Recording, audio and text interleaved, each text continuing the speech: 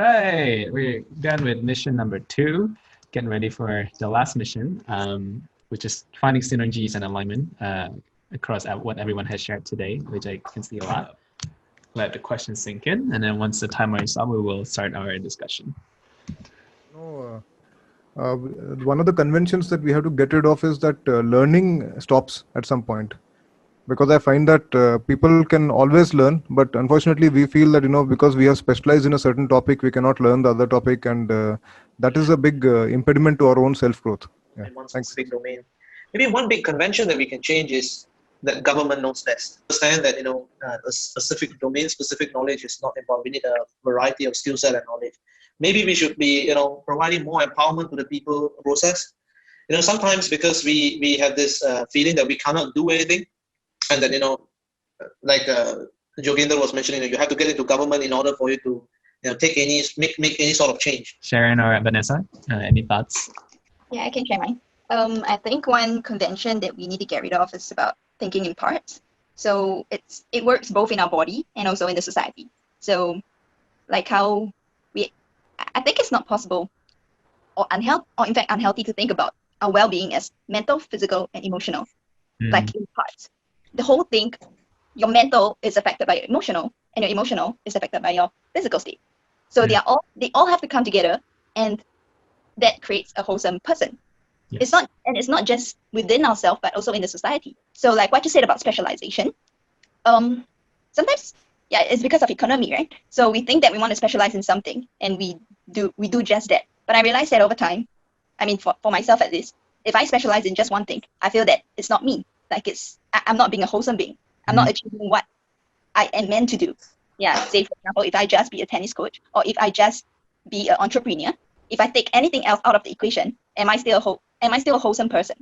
Yeah, for me, I think everything has to be integrated, and that's when I will feel whole. That's when I'll feel like I'm myself. Yeah, so I think the convention here that I'm saying, it's how we think about in segregated manners and how we think in parts, when actually things should be integrated.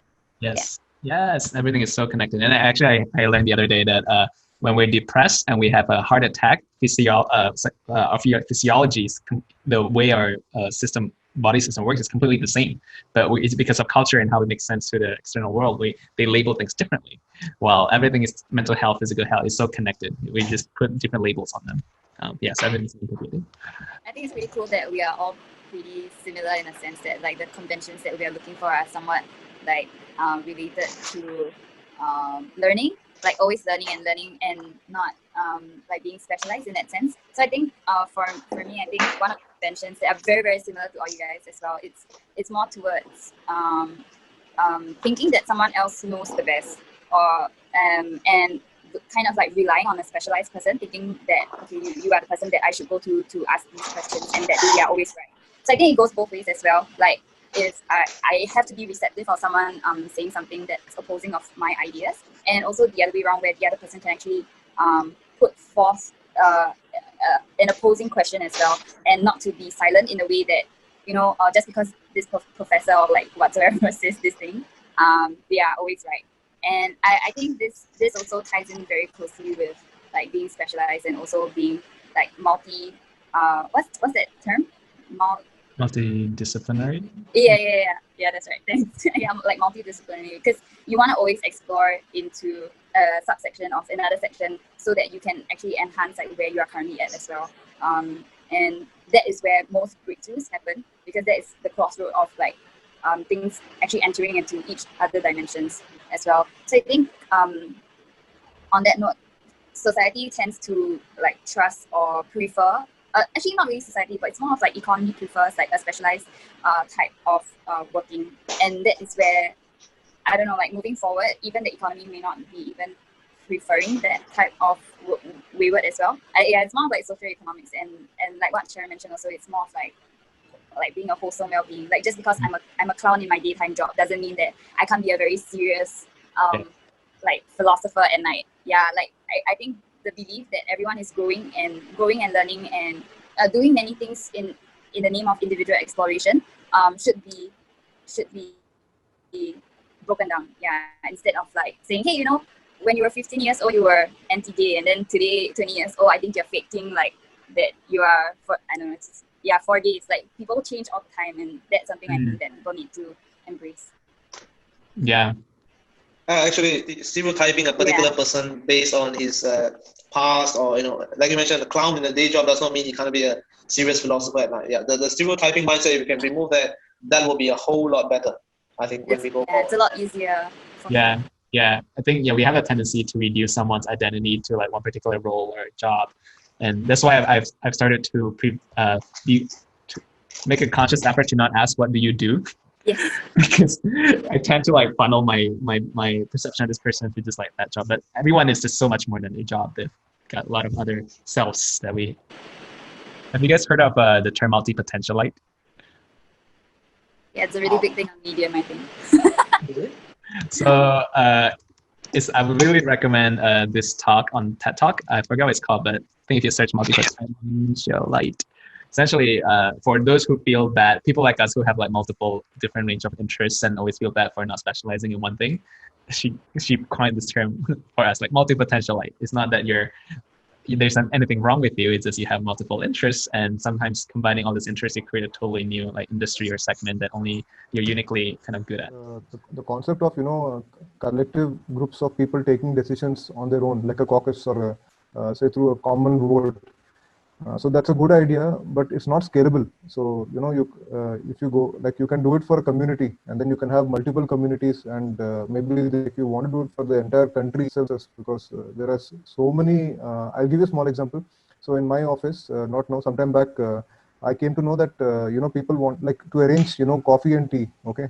So then some people came and told me that they want a coffee machine. So I bought a coffee machine. Then some people told me they wanted to go out and have at the cafe. So I said, okay, go and do that. Then some people said that they wanted to make coffee themselves. So we got that full stove and stuff like that for the kitchen. In the end, what happened is, after all that, people started ordering in anyway. So it's so you have small different groups is fine, but when you try to put it for a bigger group, it becomes a difficult issue. I'm not saying it can't be done, but it becomes a difficult issue. Yeah. My personal thoughts is that it's like whether we rely on the system or the government or not, it actually goes down a lot to self-efficacy, which is kind of like how what we believe we do actually have, whether it has an impact on the world or not. Yeah, I mean, if we don't think that, like I said, the mind and the body is a lot in sync, right? If you think of doing something but you don't actually do it, and you cannot control your body to do it and to actualize what you are thinking, then your self-control and the power that you give yourself is going to be very little. You don't think that you can do certain things. But if you have self-efficacy and you think that you are able to do and manifest what you want to do, then you rely a lot less on the system. But because we think that we are incapable, or not incapable, but rather we don't believe in what we can do, and that's why we kind of tend to want to rely on the system and rely on what the system feeds us. Like, say for example, like a job, like going into a job instead of trying to actualize what we think we are meant to do. Yeah, because we don't believe that we can actually bring it to life. Yeah. So I think it boils down a little bit more on self-belief, self-efficacy, and how it all ties into whether we rely on a system or not. Any final thoughts by everyone in the last 2 minutes that we have? How could we get this maker movement to spread to others? I mean, the big issue here is like you mentioned about the maker movement, right? Like the maker movement is a good solution to get people to create, right? To create their own things that allows them to be more the self-efficacy issue. How can we, probably get this maker movement to reach out to all students? Actually, education, I would say from a Singaporean context, education will play a big role. So when you start expanding the maker movement, right, then more and more people start realizing that things can be made and they don't have to depend on a system. So actually, I'm sorry, I'm not recollecting the name immediately, but I know that even Mistletoe has started a children's. I went there also. So basically, what happens when you go there, you start rewarding children, and when they start seeing things, the reward is seeing things they created. So when they see something they created, so that itself is a big reward, and that's very positive reinforcement from childhood. So when they started from childhood, that creates a network effect for the maker movement to expand and go forward. So I think that's a very good idea to expand the maker movement and make sure that everybody starts understanding what it is. Jam complete. So in a short span of 1 hour, we've gone through this journey of kind of maybe not completely reinventing how society should live, but just like sparking some thoughts and ideas completely. So I'm feeling very inspired personally by everyone's kind of thoughts and comments. So thank you for being a part of this.